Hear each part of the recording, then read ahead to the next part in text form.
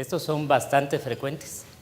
Generalmente en las consultas de fertilidad los notamos por lo menos en un 70% de las mujeres, aún a tamaños muy pequeños, pero normalmente en los ultrasonidos convencionales se puede diagnosticar solo un 10%.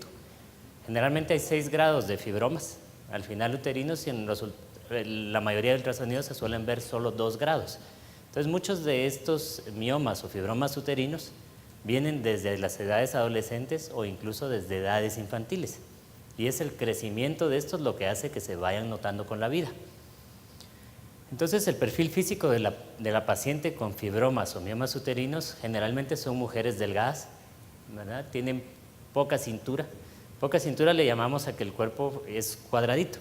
O sea, ellas dicen, mire, yo nunca tuve mucha cintura, era más como tablita, ¿verdad? El dolor menstrual suele ser fuerte, aunque hay un grupo de estas mujeres que no refieren dolor menstrual. Usualmente hay acné, porque los miomas van con inflamación corporal. Entonces casi siempre hay acné o cara, o hay acné de pecho o acné de espalda, y suelen ser muy regulares en las menstruaciones, no son mujeres que son irregulares. La mayoría de personas ubican los miomas por irregularidad, pero eso es porque como el mioma se diagnostica entre los 40 y los 50 años, regresamos a que la mujer que diagnostican con miomas es la mujer perimenopáusica. Y por la perimenopausia, que al final se diagnostica como 2 a 5 años de irregularidad menstrual, le buscan una causa a la irregularidad. Y entonces ya es cuando uno dice, mire, está irregular porque tiene un mioma. Cuando uno debió haber identificado ese fibroma uterino desde los 20 o 25 años, ver que nunca molestó con la regularidad menstrual y que entonces no lo va a empezar a hacer a los 40. De eso deriva al final muchas de las histerectomías son por esta causa, porque entonces dice uno, bueno, tienen fibromas grandes y al final les dan hemorragia y esto va a dar anemia, al final quitamos el útero. Se puede quitar solo el fibroma. Entonces regresamos a cuál es la visión de la paciente, cuál es la visión del médico, si lo que ella quiere es perder el útero o simplemente quitar el fibroma. El perfil metabólico siempre es, sobre todo cuando se forman los fibromas grandes, son hipoglicemias reactivas, son mujeres con alta insulina, como son delgaditas, todavía no tienen perfiles de glucosa elevados, y esa es la etapa de formación del mioma. Casi siempre los identifica uno adolescentes. Son miomas generalmente mayores de 3 centímetros, contrario al ovario poliquístico, donde van a encontrar miomas menores de 1 centímetro. Son diferentes perfiles hormonales y los menores de 1 centímetro son muy frecuentes.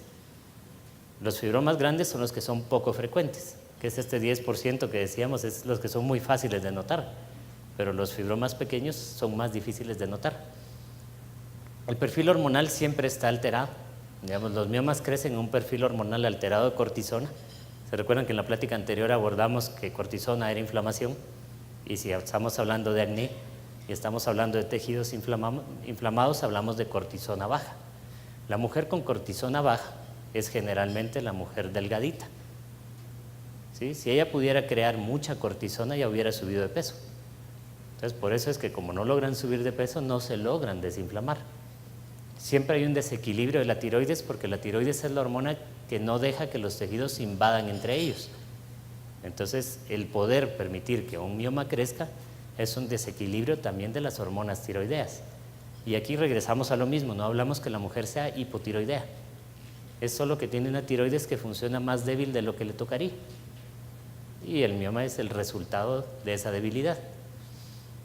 Está el crecimiento al final, entonces la insulina dentro de esta etapa es la que juega el papel de gasolina.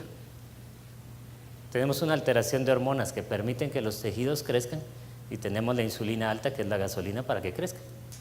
Entonces, si queremos que los miomas no crezcan, debemos cambiar estos 3 perfiles hormonales. El principio al final, como lo comentábamos, es, si uno las conoce en edades adolescentes, es arreglar el perfil hormonal para tratar que estos fibromas que se identifiquen nunca crezcan en la vida. Van a estar ahí, porque son como semillas. ¿Sí? Y los fibromas no son tejidos que den cáncer, no son tejidos que uno deba, digamos, meter un miedo al final a decir, mire, esto no es bueno que lo tenga. Es más, si hablamos que realmente el 70% de mujeres lo van a tener, si se los buscamos, se dan cuenta que es arreglar un perfil hormonal, y lo que sí puede afectar es que los miomas pesan. Entonces los miomas se comportan como masas, hay algunos tan grandes como el útero y hay algunos más grandes que el útero. Y entonces el problema es que como el útero es una carpa de circo, si el mioma es más pesado, la carpa de circo empieza a vencer los ligamentos. Y esa es la razón por la cual uno debiera empezar a hablar de si se quita un fibroma o no se quita un fibroma. El útero al final es como que fuera una pera. Y entonces, si de la capa de las semillas el fibroma no toca esa capa, no va a dar irregularidad menstrual.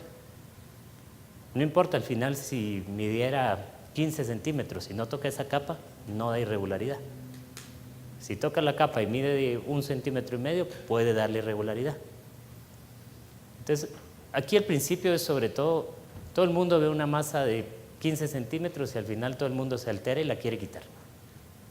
Y es muy fácil, ¿verdad? La paciente tiene miedo, el médico al final la opera y todo se alivió. El problema es saber si el mioma está creciendo o no. Porque si ustedes tienen un fibroma y el fibroma crece, lo que les está diciendo es que aunque lo quiten va a salir otro. Entonces lo más importante en la historia de los miomas es poder observar por lo menos a la paciente 6 meses y uno saber si ese mioma va a crecer o no. Si uno la regula, lo normal es o se queda igual o se vuelve un poquito más chiquito. En ese momento, después de 6 meses, es cuando ya puede uno hablar y decir, mire, ¿lo quiere quitar o solo lo observamos? Porque uno podría llegar con el fibroma al final a 90 años. Claro, involucra que la estructura pélvica sea más fuerte, que el útero no se baje. Pero, por ejemplo, yo recuerdo mucho un caso, la primera vez que le quitaron los fibromas fue 23 años. La segunda vez que se los quitaron fue 25 años. Tercera vez fue 28. Y ella describía, es que el doctor habla que crecen como racimos. Claro, y la esterectomía la tuvo a los 30. Entonces uno dice, si se hubiera regulado el perfil hormonal a los 23 años, se hubiera limpiado el útero y al final de cuentas se hubiera quedado con su matriz y sin los fibromas. Aquí es donde va a entrar toda la historia de la dieta. Se dan cuenta que hablamos de insulina, hablamos de comida. ¿Sí? Entonces regresamos a la rutina de vida.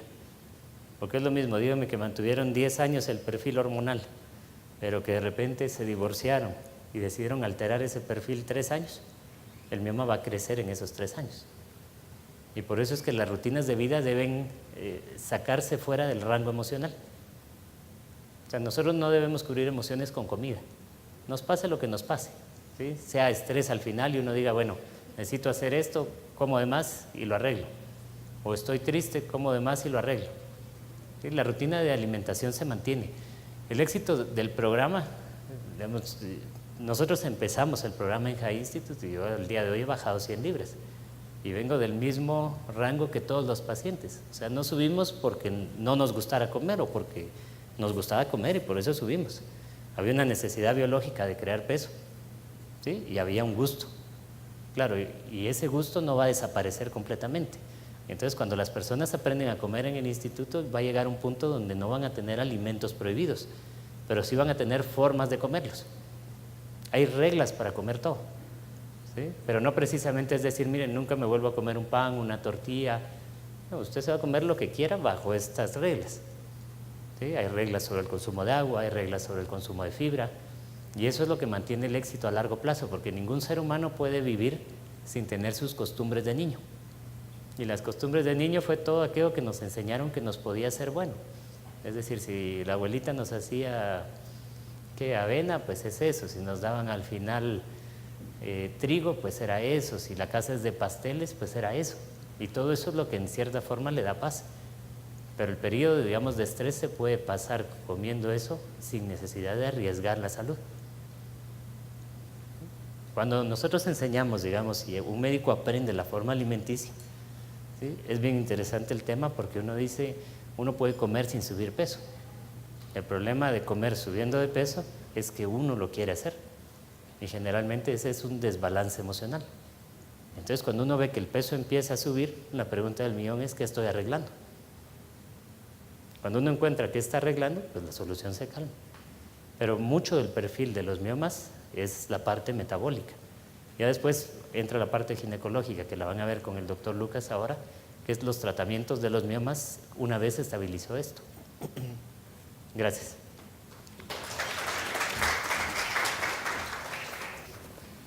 Bien, empezar la plática diciendo no todos los fibromas se operan, eso no fue algo por casualidad, sino que era lo que queríamos que se enmarcara y como la idea que queríamos dejar fija con este tema, porque resulta que ahora sí todos los fibromas, hasta el momento pues la tendencia es operarlos todos, pero en realidad no debería de ser así. Yo incluso he tenido la confianza de algunos otros colegas que me piden que les haga las cirugías y que me piden que les haga las miomectomías, y aunque yo mismo les diga, pero no hay necesidad de quitar el fibroma, pero hay que quitarlo porque yo ya le dije y ya se arregló la cirugía y hay que hacerlo, ¿verdad? O sea, ya la decisión se tomó en base a que ya se había hecho un plan de quitar el fibroma, no en base a que queremos mejorar calidad de vida y si importa o no si le quitamos el fibroma o no. Entonces, el tratamiento médico va muy de la mano con el tratamiento del metabolismo.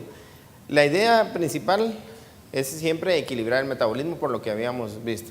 Al equilibrar el metabolismo podemos tener nosotros la reducción de estos fibromas, como lo estábamos mencionando. Y la idea de acá, de tener, aparte del metabolismo ya regulado, regular el ciclo ovárico para nuevamente poner en funcionamiento el ovario y de esa forma hacer que ya no se esté estimulando el crecimiento o favoreciendo el crecimiento de estas masas que han salido precisamente porque ha habido un desequilibrio metabólico. Entonces, si nosotros logramos hacer eso, vamos a lograr, ahí es donde radica la idea de decir que no todos los fibromas se van a operar.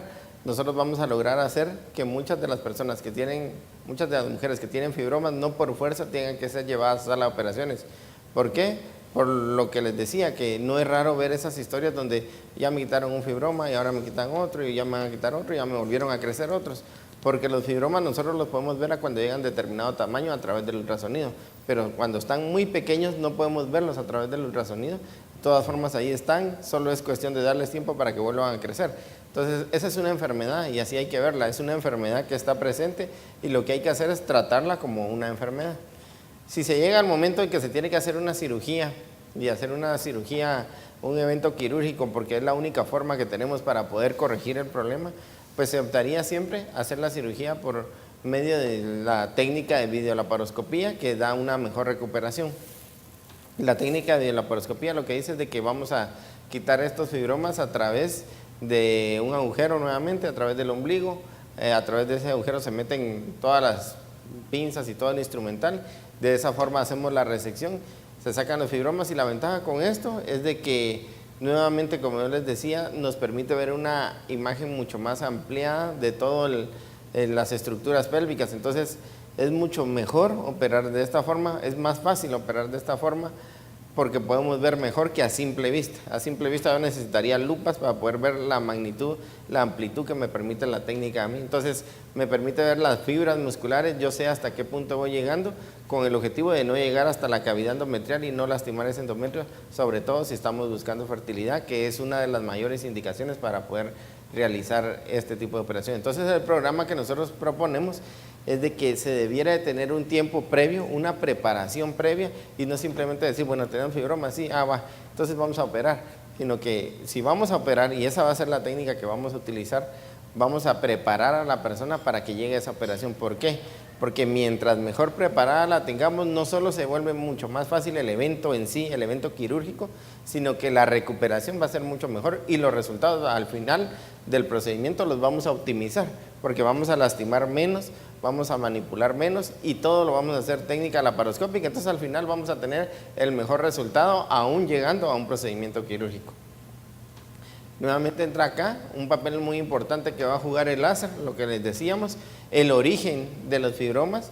Nos dice que si podemos tener la tecnología de la bioestimulación, la recuperación de ese tejido, la desinflamación de ese tejido, vamos a tener nosotros